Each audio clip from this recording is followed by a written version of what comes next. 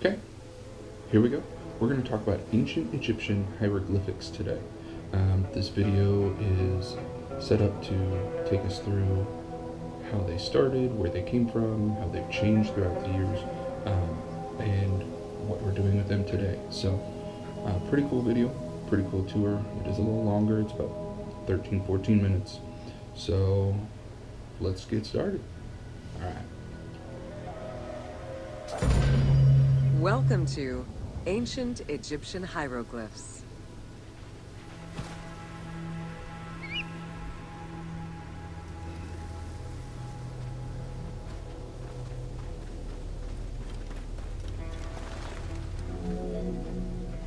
Hieroglyphics were used as sacred writing, appearing on monuments, statues, and sacred papyrus texts.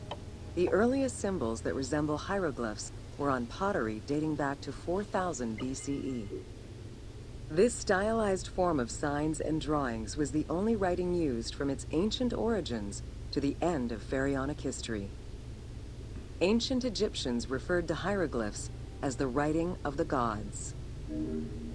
So this was considered holy writing. So just the fact that you were able to read and write these was something very high in society.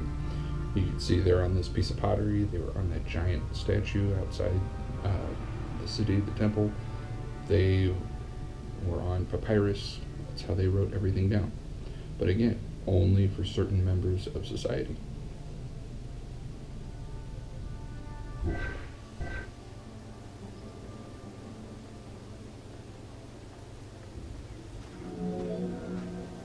Considered a difficult language, it was intended for pharaohs, nobility, and priests, and meant to be used in ceremonies, within tombs, and for government records.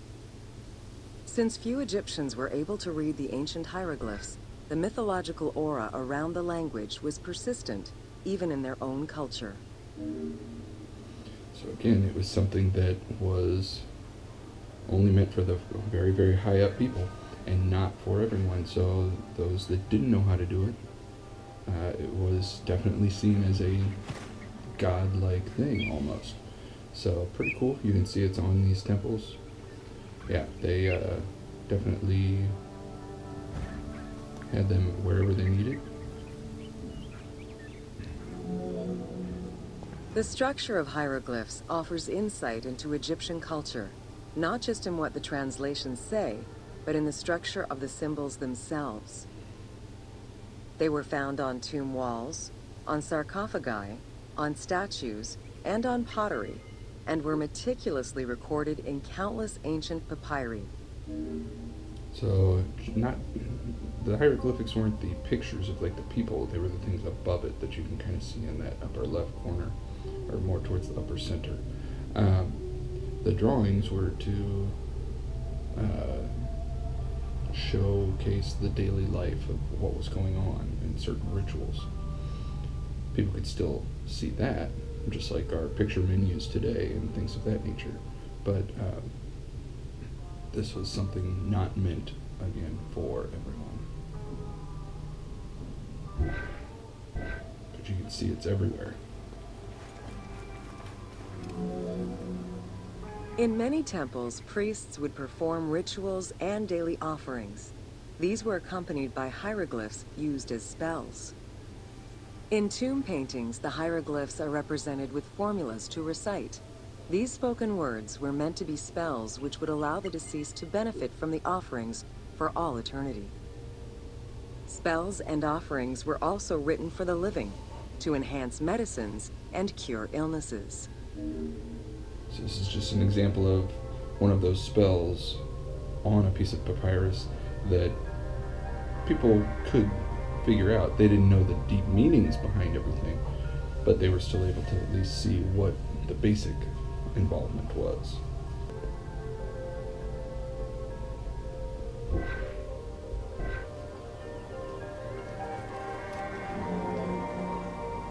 The most famous of ancient Egyptian documents is the Book of the Dead. Written in hieroglyphs and hieratic texts, it depicts important spells and rituals. These spells were intended to ensure a smooth transition from life to death. and allow the deceased to safely navigate the perils of the afterlife. So you can see here we've got different gods, goddesses. There's the weighing of the heart ceremony that you may have heard some things about, but to most people, like even us, we're like, okay, I can see some weird things going on, but unless you're able to read those hieroglyphics, you don't know the specifics. So this is how they kept a lot of their spells and rituals secret.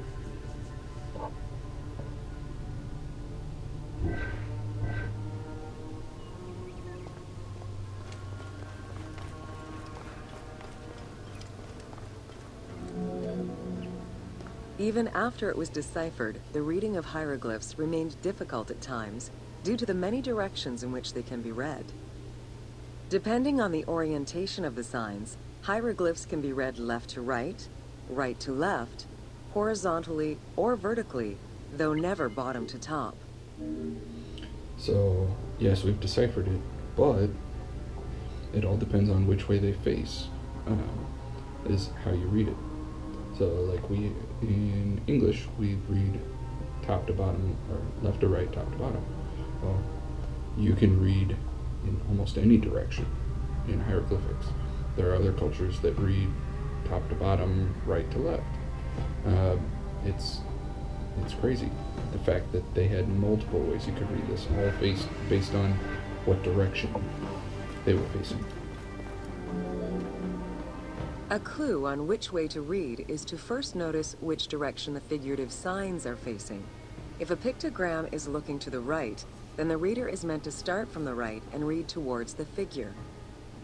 Column text on a papyrus begins from the right, then goes top to bottom for each column. So you can see those vertical lines kind of split it into sentences or phrases. So you look at the main figure, and if it's facing one way, you start the direction that they are facing. Where we would think, oh, you'd start on the left side and go that way. It's the opposite. And then those vertical columns all set there, they are telling you, okay, you're reading top to bottom on here. So, pretty crazy.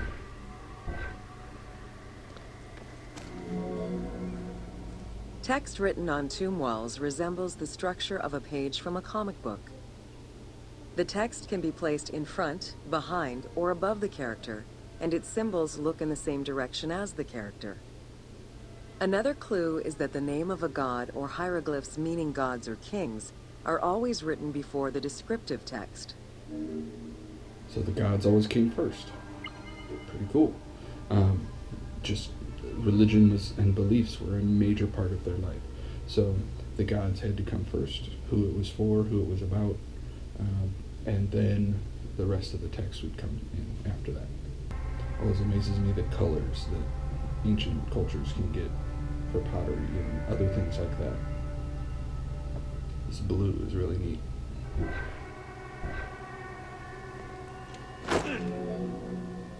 Compared to alphabetical languages, Egyptian hieroglyphs have more symbols. Confronted with the absence of vowels, the Egyptians invented a category of signs. When placed at the end of words, these signs help inform its meaning. For instance, a drawing of a lion will refer to a lion and also relate to the abstract concept of a lion as something dangerous or powerful. So, just because it was a lion doesn't mean they were talking about the literal form of a lion, just like we have figurative language in English and other languages, of course. They had that as well. So it could be, we're hunting lions, or this person was as brave as a lion or as ferocious as a lion, just like we have today.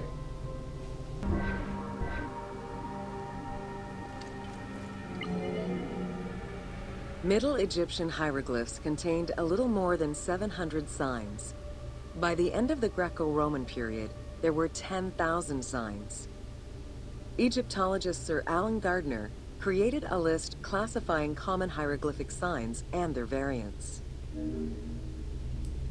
So looking at this screen, this is, I think this, according to the video, is one of 6 pages like this.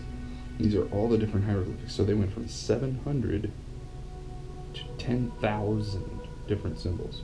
So if you were going to be able to read or write, you had to learn all of them. Ancient Egyptian languages have many similarities with Asian and African languages. They have evolved in similar ways to the various forms of written Egyptian. These languages belong to the Hamito-Semitic group. There were 5 clear evolutions in the Egyptian language, each with their own distinctive structure. These languages are known as Old Egyptian, Middle Egyptian, Late Egyptian, Demotic, and Coptic. Coptic is the only living language that allows linguists to define the vowel structure and to distinguish different dialects. So out of those 5, only one is still around. Of course, it's the newest one. But it allows archaeologists and Egyptologists today to decipher the old ones. While hieroglyphs and hieratic script give us an idea as to how the ancient Egyptian language was structured and written, the way it was spoken is still up for debate. The team opted for English as the spoken language, with the characters using ancient Egyptian and Greek words and accents. The language that is spoken in the background by the crowds is largely based on Sir Alan Gardner's Egyptian grammar. To help resurrect a dead language, we consulted Egyptologists and dialogue coaches to establish our target sound, and cast actors with Arabic, Hebraic, and African backgrounds to bring the game to life. So that wasn't really about hieroglyphics. It's more about just what they decided to do in the game to give it the sound.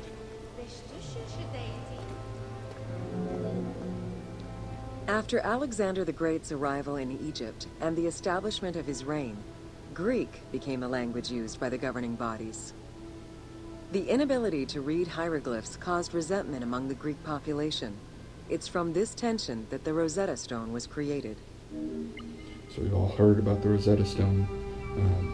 It is a real thing. It was what the Greeks created to be able to decipher and read hieroglyphics. Again, it wasn't perfect, but this Rosetta Stone being found helped archaeologists and other scientists decipher the hieroglyphics as best as we have.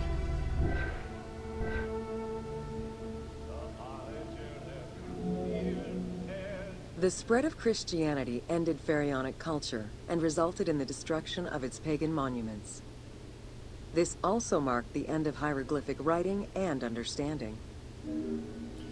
So Christianity coming throughout the world, spreading throughout the world, ended the pharaohs and ended the Egyptian beliefs that we're studying right now. So that taking over the rest of the world and being taken over by other cultures wiped this out completely. Thankfully, they still had a ton of things that weren't destroyed. And that's the end of our tour, guys. Hope you enjoyed it. It was a really good one. A lot of cool information. I just love looking at these things and seeing how they are, seeing what they used to look like. I will catch you next time. Hopefully you're having fun with these. See ya.